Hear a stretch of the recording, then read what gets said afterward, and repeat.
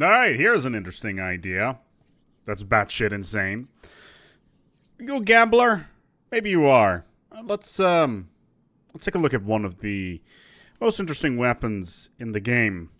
Something that has, at least I gave the nickname, the Wondershot, because that is effectively what it is. Let's go to our ship designer and take a look at our new designs here. Let's take a look. Let's get an Excel weapon slot in here, a medium weapon slot, and two more medium weapon slots. This is a custom ship design, by the way. Let's take a look at the focused arc emitter, the most ridiculous weapon in the game for various reasons. Unlike the mining laser, for instance, which was 100% penetration on armor, or say, I think the crystals, they do a 100% penetration on some of the other shields and stuff like that. The focused arc emitter has the very curious ability of bypassing all armor and all shields and doing damage directly to hull. Now, in this particular case, if we look at our hull points, we can see that we got 2,400 hull points on our battleship here. Obviously, this variates a little bit differently. If you, for instance, have a cruiser, it's obviously going to be lower.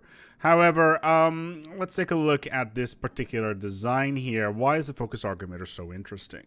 First of all, if we take a look at its accuracy and tracking, it's the 100%. It's got a range of 110, and basically will hit anything at any time every 8 days for, and this is the kicker, 1 to 221 damage. So somewhere within that range, that damage will hit. It's either going to be 1 or something between 221 and that particular number, which makes things really interesting. Are you a gambler? Well, this is the kind of weapon for you, I guess. So why am I bringing this up? Why is this such an interesting strategy? If we have, for instance, a significant enough number of these type of ships, they will statistically hit for a lot of damage over a very short period of time. Now, if we, for instance, take a look at the Tachyon lance, it will always do somewhere between 169 and 331 damage, which is quite interesting, but obviously it has less accuracy and its tracking is garbage. When we look at the Giga Cannon, for instance, does decent amount of damage, 221 between 350. Accuracy is pretty good. Once again, tracking is pretty garbage. And of course, the armor and shield penetration is also marginal compared to the focused arc emitter. So here is my question, good sirs and ladies and fellow dragon kin. What kind of fleet would you be looking at to play with something that is this ridiculous? Well, I've been over the last few days, I've been messing around with this design a little bit. And on one hand, I think by myself, this could actually work with a reasonable amount of numbers. On the other hand, it is a complete and total gamble every single time. So what have I built? Well, let's take a look at the fleet that I've put together here. This is 134,000 fleet power. It's pretty decent. We've got a fairly large amount of battleships here. And let's take a look at what will actually happen if we engage this Fallen Empire over here. Let's do some random stuff here in terms of setting up our war goals. It doesn't really matter. We should be able to engage a couple things here. I've also mixed in a couple of cruisers and corvettes just to make this a little bit more realistic in terms of its fleet design. Overall, though, so far, one-shotting all these stations, it seems to be going quite well. You know, a lot of damage is being done here. This station is using some missiles. Nothing too crazy. It's more this gigantic fleet over here that is going to be our reference point, really. Let's take a look on whether or not we can take down this here station. Let's speed things up a little bit. There is another volley of the arc emitters. The enemy fleet may be a little bit in range already. I don't think it will do. Nope, there it is.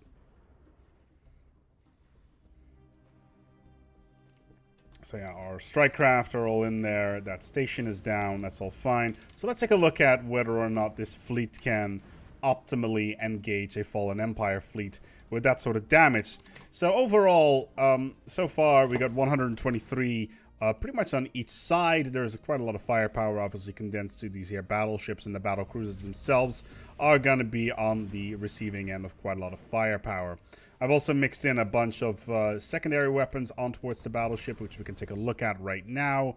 The cruiser is just our standard flexible cruiser, just to defend some of these battleship designs. I put a couple of whirlwind missiles on there, a rather chunky amount of Neutronian armor, just to make sure that the armor is all good. I could have probably put another Neutronian armor in this slot just to crank it up even more. Let me just quickly have a look here. The Wondershot, there it is. Oh yeah, totally could have done so. Anyway, it doesn't really matter.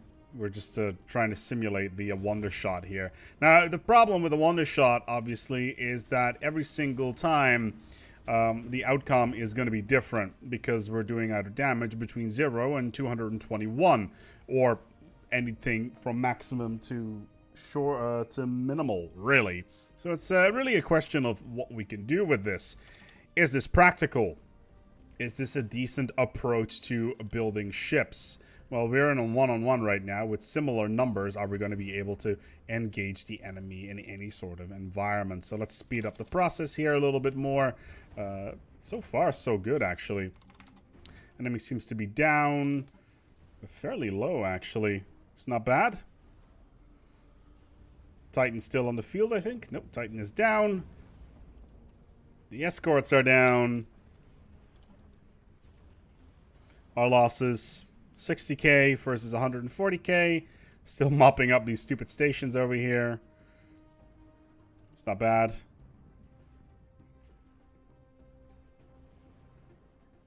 That should refresh that. There we go. Is that going to be enough? Nope, there's one more station over here that they want to engage. That shouldn't take very long. So we had 105 battleships still remaining on the field, as well as a bunch of cruisers. Obviously, always want to bring a mixed fleet in towards the field. Let's take a look. Leader has gained a level. Quite a lot of them, actually.